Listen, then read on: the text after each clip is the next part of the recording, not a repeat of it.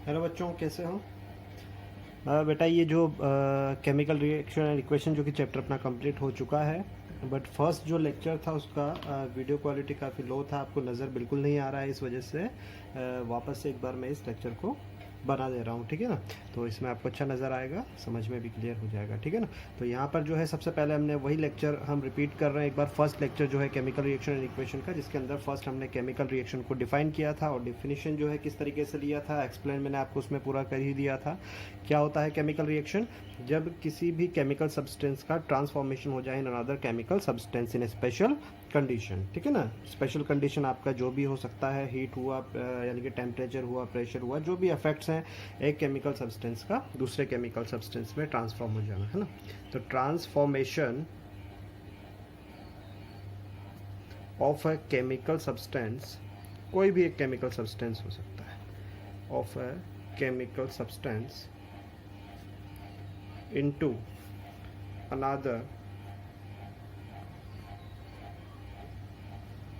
chemical substance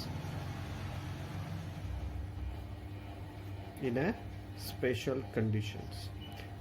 कौन कौन सी special conditions हैं, किस तरीके से कोई भी केमिकल रिएक्शन परफॉर्म होगा, वो सारी चीज़ें जो इस चैप्टर के अंदर हमने पढ़ा है, ठीक है। जैसे कि एग्जांपल मैंने आपको बताया थे डे टू डे लाइफ जो आप फील कर रहे हैं, जैसे रस्टिंग ऑफ आयरन आपका फर्स्ट एग्जांपल होता है, रस्टिंग ऑफ आयरन। इसी तरीके रेंसिडिटी, रेंसिडिटी क्या होती है? फूड मटेरियल का ऑक्सीडाइज हो जाना। ये क्या है? किसी मेटल का ऑक्सीडाइज हो जाना, जिसको आप कोरोजन बोलते हैं, और कोरोजन का ही एक एग्जांपल होता है रस्टिंग ऑफ आयरन, ठीक है ना। इसी तरीके से कोई भी मेटल रस्ट हो जाता है वो कोरोजन कहलाता है। इसी तरीके से फूड मटेरियल्स, बेसिकली ऑयली जो फूड्स होते हैं उनका ऑक्सीडाइज हो जाना, यानी कि स्पॉइल हो जाते हैं, बैड स्मेल उनसे क्रिएट होता है, तो वो प्रोसेस कहलाता है रेंसिडिटी। इसी तरीके से आपने कर्डलिंग ऑफ मिल्क, यानी कि आपका जो मिल्क होता है वो दही में कन्वर्ट हो जाता है, कर्ड में, ठीक है ना, उसको क्या बोलते हैं आप? Curdling of milk.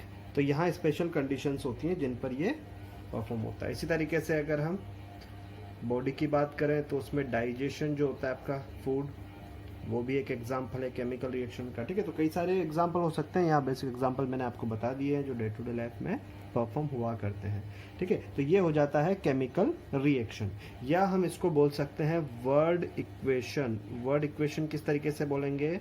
जो आपने बोला है कोई भी रिएक्शन हो जाना, जैसे भी रस्टिंग ऑफ आयरन है, तो इसमें क्या होता है कि जो आयरन अपना हुआ करता है, basically iron third, 9th class में पढ़ा होगा, आयरन सेकंड भी होता है, थर्ड भी होता है। तो मोस्टली जो मटेरियल्स होते हैं आयरन थर्ड के बने हुए होते हैं। तो आयरन थर्ड को अगर आप क्या करते हैं, एयर की प्रेजेंस में रखते हैं, मॉइस्चर अगर वहाँ पर है, या फिर एसिड जो वेपर्स प्रेजेंट होते हैं उनके साथ रिएक्ट करके जो आयरन है वो convert into iron oxide, that is non rusting of iron, ठीक है। तो इस तरीके से कोई भी रिएक्शन जो परफॉर्म हो रही है उसको वर्ड इक्वेशन बोलते हैं, जिसको हम केमिकल इक्वेशन की फॉर्म में बाद में लिख देंगे, ठीक है। तो एग्जाम्पल हम ले लें यहाँ पर वर्ड इक्वेशन, जैसे मान लीजिए कि जिंक, मैं ये वही चीज़ें रिपीट करा रहा हूँ जो फर्स्ट लेक्चर मैंने पहले बनाया था, वही सारी चीज़ें मैं वापस से आपको बता रहा हूँ, ठीक है ना। तो zinc dissolve in dilute sulphuric acid, it convert into zinc sulphate. तो ये एक वर्ड इक्वेशन हो जाती है, यानी कि आप सल्फ्यूरिक एसिड कॉन्सेंट्रेटेड भी हो सकता है और डाइल्यूट भी। डाइल्यूट अगर आपने लिया यानी कि वाटर अमाउंट ज़्यादा है, देन जिंक डिजॉल्व करने पर वो कन्वर्ट हो जाता है किसमें? जिंक सल्फेट में। इसके केमिकल इक्वेशन जो है वो अभी हम लिख लेंगे यहाँ पर, ठीक है ना। और साथ में यहाँ पर एक बाई प्रोडक्ट भी फॉर्म होता है गैसेस फॉर्म में, जो कि कहलाता है hydrogen gas, and evolve hydrogen gas as by product. तो क्लियर बच्चों, ये हो जाती है एक वर्ड इक्वेशन, ठीक है ना। तो ये केमिकल रिएक्शन की डेफिनेशन है। केमिकल रिएक्शन के बाद जो इसका एक्चुअल जो अगर हम बात करें एक्चुअल इसका जो लिखने का तरीका है उसको हम केमिकल इक्वेशन बोलते हैं। तो वो कन्वर्जन किस तरीके से करेंगे, यानी कि how can we convert chemical reaction into a chemical equation. तो यहाँ इसकी जितनी भी स्टैंडर्ड फॉर्म्स हैं अगर वो हम साथ में लिखें, सुइटेबल जो भी कंडीशंस थी वो अगर हम यहाँ पर नोट डाउन कर दें साथ में, तो वो केमिकल इक्वेशन बन जाती है, ठीक है। यानी कि हम सीधा सीधा बोल दिया करते थे डेफिनेशन में, सिंबॉलिक रिप्रेजेंटेशन, जितने भी एलिमेंट्स आपने लिए हैं, मॉलिक्यूल्स लिए हैं, उनका सिंबॉलिक रिप्रेजेंटेशन यानी कि उनका केमिकल फॉर्मूला जो कि आपने 9th क्लास के अंदर सीखा है, ठीक है ना। सिंबॉलिक रिप्रेजेंटेशन को यहाँ बोला करते हैं, तो वो लिखा जाए। उसके अलावा रिएक्शन को बैलेंस किया जाए, उसके अलावा जो भी उनका फिजिकल स्टेट है वो सारी चीज़ें नोट डाउन की जाए, कलर्स अगर चेंज हो रहे हैं वो सारी चीज़ें अगर आप रिप्रेजेंट करते हैं रिएक्शन में, केमिकल रिएक्शन को लिखते वक्त, तो वो एक केमिकल इक्वेशन कहला जाएगा। तो हम लिख देंगे symbolic representation of a chemical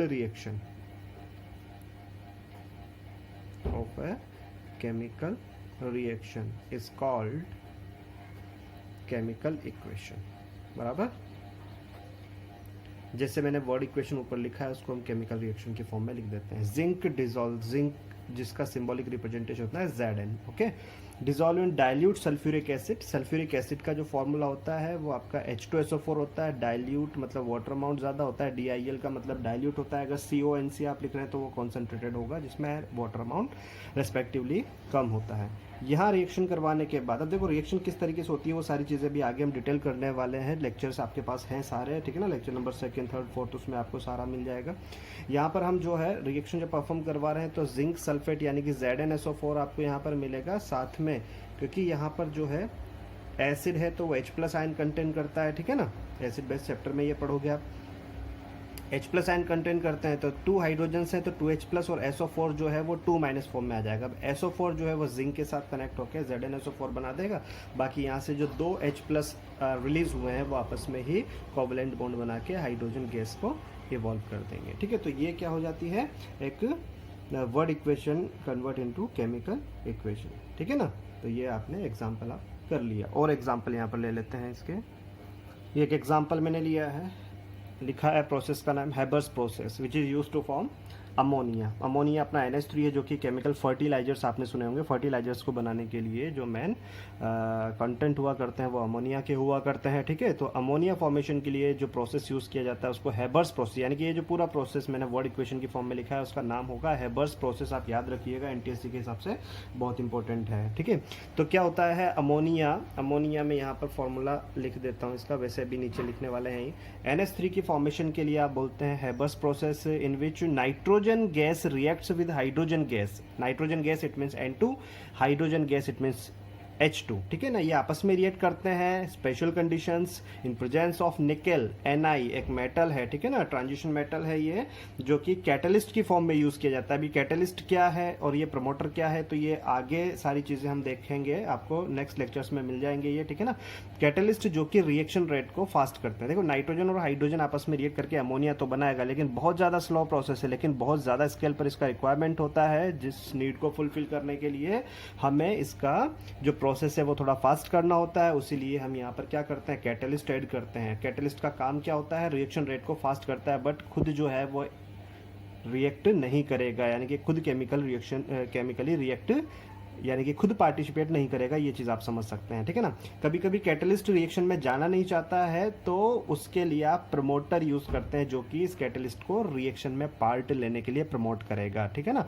मतलब यहाँ पर कैटलिस्ट चाहिए रिएक्शन रेट को फास्ट करने के लिए, लेकिन कैटलिस्ट आनाकानी कर रहा है जाने के लिए कि नहीं जाऊंगा, ठीक है। तो उसे भेजने के लिए आप क्या करते हैं, प्रमोटर ऐड कर देते हैं जो इसको प्रमोट कर देगा रिएक्शन के लिए। तो यहाँ पर जो है दोनों मॉलिब्डेनम और निकेल, कैटलिस्ट एंड प्रमोटर, ये आपस में जो है यानी कि इनका जो है रिएक्शन को फास्ट करने में यूज हो रहा है, लेकिन ये खुद अनरिएक्टिव है, ठीक है ना। यहाँ पर कोई प्रोडक्ट इनसे रिलेटेड नहीं बनेगा। अच्छा, स्पेशल कंडीशंस में और क्या क्या चीज़ हुई, टेम्परेचर कितना रिक्वायर्ड होगा, हर केमिकल रिएक्शन के लिए अलग अलग टेम्परेचर रिक्वायर्ड हो सकता है। जैसे यहाँ 723 केल्विन, ठीक है ना, डिग्री सेल्सियस में कन्वर्ट कर सकते हो। अगर इसमें से आप 273 माइनस कर देंगे तो ये डिग्री सेल्सियस में आ जाएगा। उसके अलावा यहाँ प्रेशर भी स्पेशल कंडीशन में आ जाता है, तो 200 ATM यहाँ पर एटमॉस्फेरिक को लिखा जाता है, ठीक है। तो ये प्रेशर की एक यूनिट है।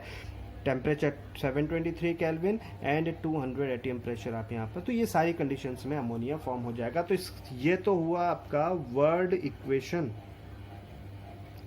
इसके लिए आप लिख दीजिए, नाइट्रोजन को आपने N2 से लिखा, मैं ब्रैकेट में क्योंकि गैसेस फॉर्म होती है इसलिए स्मॉल g से लिख देते हैं। हाइड्रोजन भी गैस है H2, और इसको भी लिख दिया हमने। यहाँ पर मैं डबल एरो लगा रहा हूँ जिसका मतलब होता है रिवर्सिबल। अगर सिंगल एरो लगाया है तो मतलब एक ही साइड वो रिएक्शन चलेगी, और इसका मतलब हो जाता है दोनों साइड, यानी कि reactant to product and product to reactant यहाँ पर फॉर्म हो सकते हैं, ठीक है ना। चलिए क्या बन गया, अमोनिया। अमोनिया भी आपका यहाँ पर जो है वो किस में बन जाएगा, अच्छा यहाँ पर हमने स्पेशल कंडीशंस रखी हैं। अमोनिया जो है वो गैसेस फॉर्म में यहाँ पर मिल जाएगा, कूल डाउन करने पर ये लिक्विड फॉर्म में आ जाएगा, ठीक है।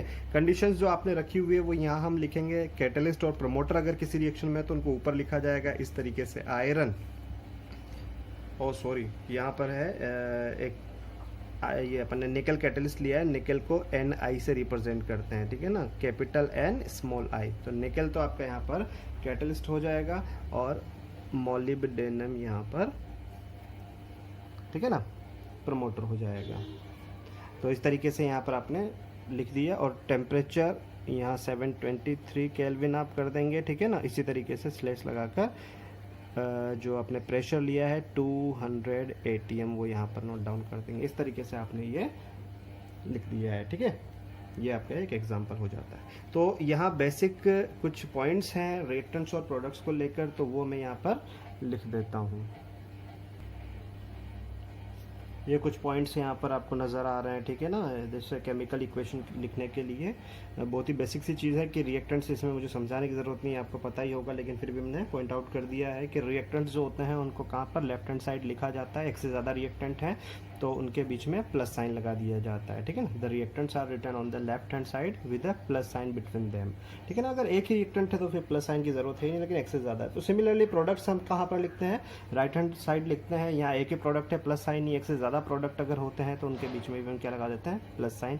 बीच में हम एरो लगा देते हैं। एरो मैंने बता दिया सिंगल एरो है, सिंगल एरो इट मीन्स अगर इस तरीके से एक ही एरो है तो मतलब रिएक्शन जो है वो एक ही साइड पर चलेगी, ठीक है ना, मतलब वो वापस से कन्वर्ट अपने कांस्टेंट पार्टिकल्स में नहीं हो सकता है। बट यहाँ इस टाइप की एरो है, इट मीन्स जो है ये रिएक्शन N2 प्लस H2 मिलके आपको NH3 भी दे देगा, और NH3 को आप स्पेशल कंडीशंस पर डिकम्पोज कर सकते हैं, ठीक है ना। प्रोसेस का नाम आगे चैप्टर के आगे अगले लेक्चर्स में मैंने इलेक्ट्रोलिसिस डिकम्पोजिशन बताया हुआ है, ठीक है ना। तो वहाँ इलेक्ट्रोलिसिस करने पर ये जो है N2 और H2 में डिकम्पोज भी हो जाता है, यानी कि दोनों साइड से ये रिएक्शन हो सकती है, इसलिए यहाँ पर हमने रिवर्सिबल एरो का साइन लगाया है, ठीक है। अच्छा एक चीज़ यहाँ पर मेरे को नज़र आई, एक करेक्शन देखो यहाँ पर दिख रहा है, ने निकल कैटलिस्ट यहाँ पर लिखा है और आयरन पहले लिखा भी था, सॉरी। ये जो है हेबर्स प्रोसेस के अंदर जो अपना कैटलिस्ट होता है वो आयरन होता है, ठीक है ना, आयरन कर लीजिएगा यहाँ पर। ये Ni जो है इसकी जगह Fe कर लेना है हमें। निकल कैटलिस्ट, ये निकल खुद भी एक कैटलिस्ट है, ठीक है। ये दूसरी रिएक्शन में काम आएगा, अपना एक हाइड्रोजनेशन प्रोसेस होता है, आगे पढ़ाऊंगा मैं। हाइड्रोजनेशन प्रोसेस के अंदर आपका निकल कैटलिस्ट यूज़ होता है, और भी जगह कई जगह यूज़ हो जाता है। इसी तरीके से यहाँ पर आप ध्यान दीजिएगा, मैंने करेक्ट करवा दिया है। कैटलिस्ट जो है यानी कि रिएक्शन रेट को फास्ट करने के लिए आयरन की ज़रूरत होती है, और आयरन को पार्टिसिपेट करना है रिएक्शन के अंदर तो उसमें थोड़ा सा प्रमोटर मोलिब्डेनम, देखो स्मॉल अमाउंट में लिया जाता है हमेशा कैटलिस्ट और प्रमोटर। इनकी खासियत क्या होती है कि ये जो है रिएक्शन रेट को फास्ट तो करते हैं बट खुद अनरिएक्टिव होते हैं, मतलब खुद अपना कोई प्रोडक्ट, देखिए यहाँ पर N2 और H2 से मिलकर ही आपको एक प्रोडक्ट मिला, ऐसा कोई प्रोडक्ट नहीं है जिसके अंदर कोई आयरन हो या फिर मोलिब्डेनम हो, ठीक है ना। तो ये थोड़ा सा यहाँ पर देख लीजिए। बाकी तो इसके आगे का जो भी सारी चीज़ें हैं वो मैं आपको नेक्स्ट लेक्चर, सेकंड लेक्चर आप देखिएगा उसमें कंटिन्यू हो जाएगा। ये सिर्फ मैंने फर्स्ट लेक्चर को वापस से रिपीट कर दिया है, वहाँ पर वीडियो क्वालिटी आपको सही नज़र नहीं आ रही होगी, ठीक है ना, अच्छे से नहीं नज़र आ रहा था इसलिए। बाकी इस चैप्टर्स में देखिए आप DPPs हैं, कई सारे क्वेश्चन मैंने वैरायटी रखा है बोर्ड एग्ज़ाम के बेसिस पर और NTSC एग्ज़ाम के बेसिस पर। मल्टीपल चॉइस क्वेश्चंस भी हैं, और जो भी सब्जेक्टिव क्वेश्चंस आपके short answer type, long answer type, वो आपको सारे DPP के अंदर मिल जाएंगे। चैप्टर के एंड में जो चैप्टर से रिलेटेड जो लास्ट लेक्चर है वो DPP ही एक्चुअल है, तो उसमें सारे DPPs के क्वेश्चंस को सॉल्व कीजिए। कोई भी डाउट है तो आप कमेंट बॉक्स में पूछ सकते हैं, ओके।